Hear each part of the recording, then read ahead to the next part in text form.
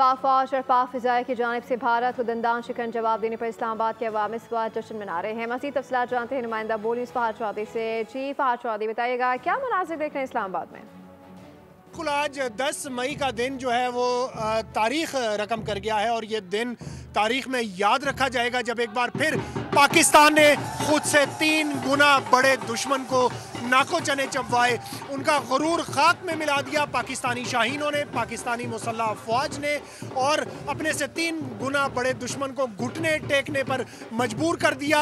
और जैसा कि पाकिस्तानी अफवाज की जानिब से कहा गया था कि जब हम जवाब देंगे तो पूरी दुनिया उसकी गूंज सुनेगी, यही हुआ।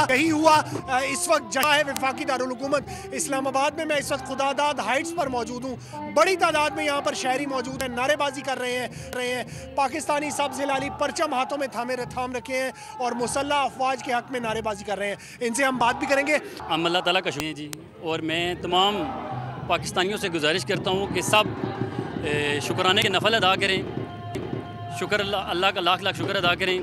दूसरा, हमारी अफवाज पाकिस्तान ने ये साबित किया कि पाकिस्तान की कौम उनके साथ खड़ी है और उन्होंने ऐसा काम किया कि जो कोई भी किसी मुल्क की अफवाज नहीं कर सकती। इंडिया खुद को सुपर पावर समझ रहा था, आज तो रोने पर आ गया, बिलकने पर आ गया। आज बहुत रोया इंडिया।